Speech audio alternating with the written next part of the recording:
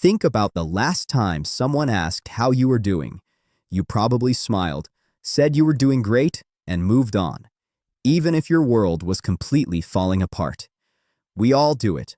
Every single day, we put on a performance.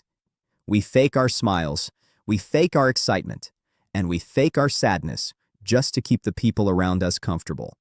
Because deep down, we know a terrifying truth. The moment you stop playing along with the social game, society will try to destroy you. In 1942, a French writer named Albert Camus wrote a short novel called The Stranger. If you read it in school, you were probably told it's a book about a cold, heartless sociopath named Meursault who commits a random, senseless murder on a boiling hot beach. But if we turn down the blinding sun and walk into the courtroom, a completely different story unfolds. The Stranger isn't a book about a criminal. It's a horror story about the danger of being completely honest.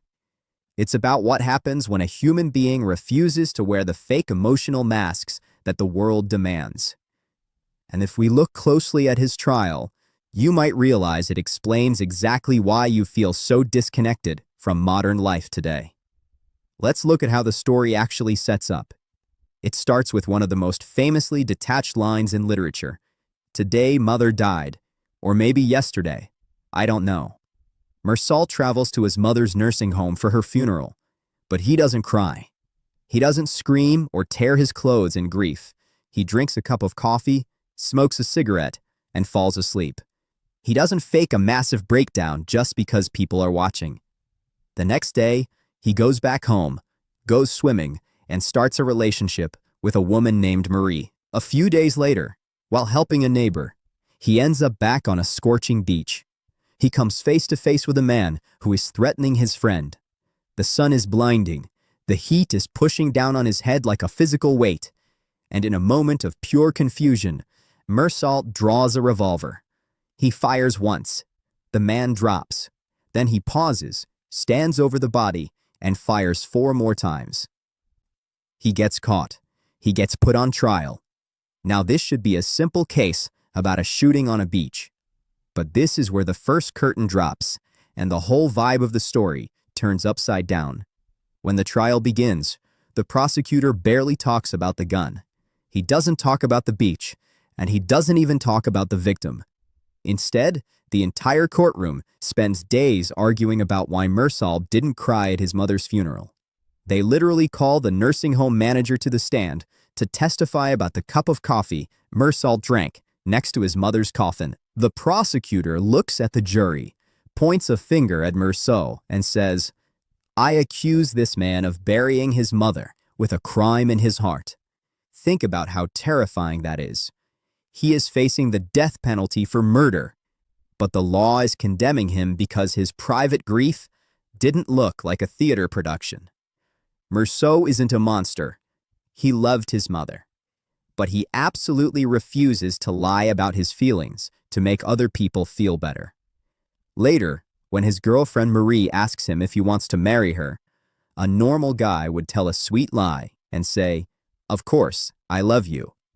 But Meursault looks her in the eye and says, "It doesn't really mean anything, but I guess we can if you want to." He is guilty of radical, unfiltered honesty, and that is exactly why they sentence him to the guillotine.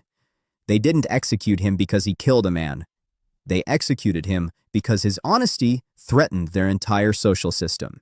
By refusing to fake his emotions, he exposed the fact that all of society's rules, rituals, and polite conversations are just a giant, hollow play. This brings us to the real punchline of the story, the part that points the mirror straight at your phone screen right now. How many times a day do you force yourself to tell a polite lie just to fit in? How many times do you change your tone, your laugh, or your opinions on social media just to make sure the crowd doesn't turn on you? We live in a world that constantly tells us to be ourselves, but the reality is exactly like that courtroom. The tribe doesn't want you to be authentic. It wants you to be predictable. It wants you to follow the script.